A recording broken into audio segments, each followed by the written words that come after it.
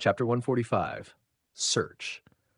All Hanli saw was a burst of blinding white light, and in the next instant, he found himself in an azure stone hall, standing atop a teleportation array. As soon as everyone emerged from the teleportation array, several people immediately flew out of the hall, including the three scourges. Only one person could complete this mission, so the competition was very fierce. Hanli and the rest of the cultivators exchanged a few glances, then made their way out of the hall in silence. The hall was situated on a plot of elevated land, and one could see a complex system of streets and roads down below, as well as countless humanoid figures that were as tiny as sesame seeds. It was clear that this was also a city, and it appeared to have been quite a large and bustling city as well, but it naturally couldn't compare with Black Wind City. You seem very confident. Brother Liu, could it be that you already have an idea of where to begin your search? Guanyong asked with a smile. A wry smile appeared on Hanli's face as he replied, I'm afraid not, Brother Guan. I'm currently racking my brains trying to think of where young Mistress Lu could be. What about you? Have you thought of anything? I'm just as lost as you are. Looks like all we can do is search for her by brute force. Guanyong sighed. The two of them chatted for a short while before parting ways, and at this point, everyone else had also already left. Hanli flipped a hand over to produce a jade slip, which contained a detailed map of the Black Wind Sea. He then injected his spiritual sense into the jade slip and quickly tracked down the location of Assembly Island. Looks like I was right. A contemplative look appeared in his eyes, and he rose up as a streak of azure light before hurtling away into the distance. Before long, he had already flown out of Assembly Island, and he flew around the nearby sea for a while to ensure that he wasn't being followed. He then made a hand seal, and countless arcs of silver lightning erupted out of his body, instantly forming a round lightning array with a diameter in excess of 100 feet. There were countless silver runes flashing within the array, and the array abruptly vanished amid a resounding thunderclap, leaving behind only several arcs of silver lightning that also quickly dissipated. Several days later, a flash of lightning appeared somewhere on the Black Wind Sea, and a silver array appeared out of thin air before quickly vanishing to reveal Hanli, who was looking a little weary. He took a glance at his surroundings, and he spotted a black dot on the horizon, which seemed to have been an island. Finally, he murmured to himself, and instead of continuing to use his lightning teleportation array, he flew toward the island as a streak of azure light. Given his current speed, it didn't take him very long at all to arrive at the island. The earth on the island before him had a peculiar red hue, and the same applied to all of the vegetation on the island as well. This was none other than Red Moon Island, the island that he had previously visited on his mission for the Transient Guild. Assembly Island was the closest of Black Wind Island's subsidiary islands to Red Moon Island, and in addition to that, Hanli was aware that there was a very good chance that Lumo was Worm 16, so he knew that it was very likely that Lu Yuqing had also gathered sufficient leads to find out that Lumo had perished on Red Moon Island. Even though this was all just speculation from Hanli, he had no other leads, so there was no other direction for him to pursue. He cast his gaze toward Red Moon Island, and his brows furrowed slightly.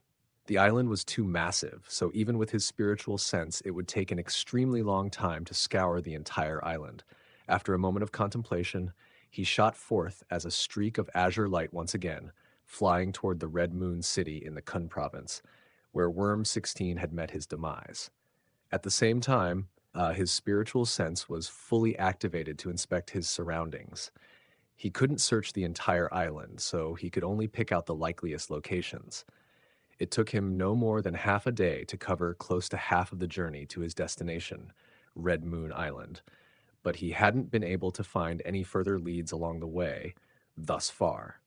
All of a sudden, he seemed to have noticed something, and he drew to an abrupt halt before descending onto the ground. Down below was a lush forest, and there was a long trench in the ground that was thousands of feet in length. The soil on the edge of the trench had been completely charred black, as if it had been incinerated. These signs of battle are very recent, so the battle seems to have taken place not long ago, Hanli murmured to himself. There was still some heat emanating from the charred soil, and judging from the damage caused, the person responsible had to have been at least a Grand Ascension cultivator. Han Li didn't linger here any longer as he rose up into the air once again and continued to fly onward.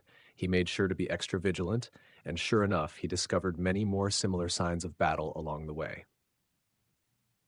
Close to an hour later, Han Li had descended onto a grassland.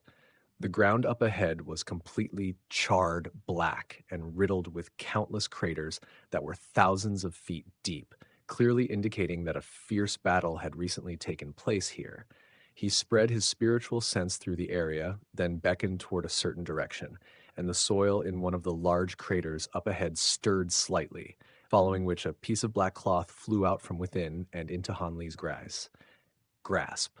Looking at the piece of black cloth, Han Li was reminded of the black attire worn by the cultivators serving the island master's manor on Black Wind Island. The material was identical. With that in mind, he immediately rose up into the air once again as a streak of azure light, vanishing into the distance in a flash.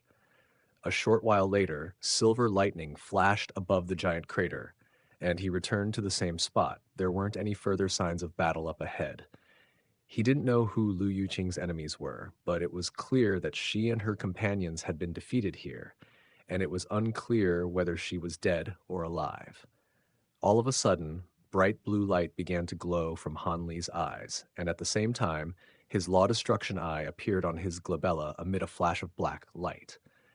The three bursts of light, one black and two blue, converged in front of him to form a huge black and blue eye, which was releasing waves of black and blue light that proliferated outward in all directions.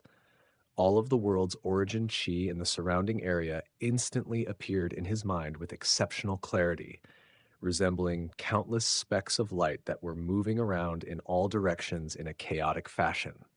Even though there seemed to be no rhyme or reason to these chaotic specks of light, he was able to spot a trail of crimson light that seemed to have been drifting in a certain direction.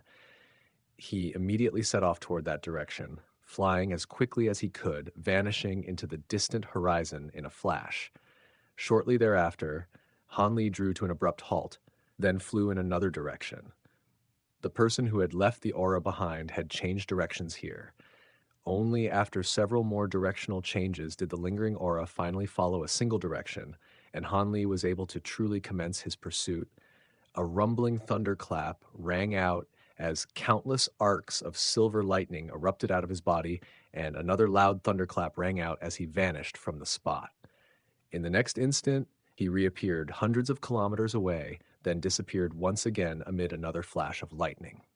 He didn't dare to teleport too long a distance each time for fear that his target would change directions again, but even so, he was still traveling at an extraordinary speed. The lingering aura in the air was becoming clearer and clearer, indicating that he was closing in on his target. In a region of the sea somewhere near Red Moon Island, a streak of bright red light was hurtling through the air at an incredible speed, containing a fiery red flying arc. Atop the flying arc stood three figures, two of which were a square-faced middle-aged man and an elderly man with a white beard. Both of them were wearing azure robes with an azure feather design emblazoned on the sleeve.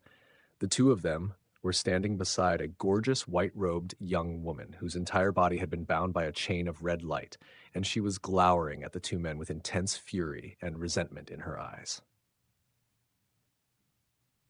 "Speed up a bit more," the elderly man urged as he inspected his surroundings with tightly furrowed brows.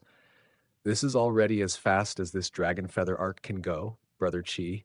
Any faster than this, and the arc's spiritual nature will be harmed. Besides, we've already killed all of those Black Wind Island cultivators and changed directions multiple times. Surely no one will be able to track us down," the square-faced man said in a nonchalant manner. "We can't afford to grow complacent before we return to Azure Feather Island. Keep accelerating. I'll cover the costs to repair any damage to your arc," the elderly man urged. "Fine." The square-faced man gave a slightly exasperated shrug, then released a series of incantation seals. Countless crimson runes instantly appeared around the flying arc, resembling an undulating wave. The arc immediately sped up by about 30%, hurtling along so quickly that the surrounding scenery had turned into a complete blur. The elderly man's expression eased slightly upon seeing this and flipped a hand over to produce an array plate. However, right as he was about to activate the array plate, his expression changed drastically, and he swung around to look behind the ark. What is it, Brother Chi? The square faced man asked with a perplexed expression. Someone's chasing after us. The elderly man exclaimed with a grim expression. The square faced man immediately turned to look behind the ark as well, and a surprised look appeared on his face. Sure enough, a speck of silver lightning had appeared on the horizon, and it was flashing incessantly. Furthermore, with each flash, the silver lightning would become a little larger, indicating that whoever was chasing after them was quickly closing in. What incredible speed! The elderly man exclaimed with a stunned expression, while a hint of elation appeared in Liu Yuking's eyes. Shit! The square-faced man gritted his teeth, then expelled a mouthful of blood essence, and he made a rapid series of hand seals while the blood essence transformed into a ball of crimson light that vanished into the flying ark. Streaks of fiery red light instantly erupted out of the ark, and it was as if the entire ark had been set alight. As a result, it sped up by twofold and began hurtling through the air as a red blur. Even though the flying ark had accelerated even further, its speed was still clearly inferior to its pursuer, and the distance between them was still slowly diminishing. Before long, the pursuer was only several dozen kilometers away. A dark look appeared on the elderly man's face upon seeing this, and he was just about to spring into action when another flash of silver lightning appeared behind him, before vanishing in a flash. In the next instant, a rumbling thunderclap rang out directly above them, and a ball of silver lightning appeared, followed by another resounding thunderclap as a bolt of silver lightning that was as thick as a water tank came crashing down with devastating power.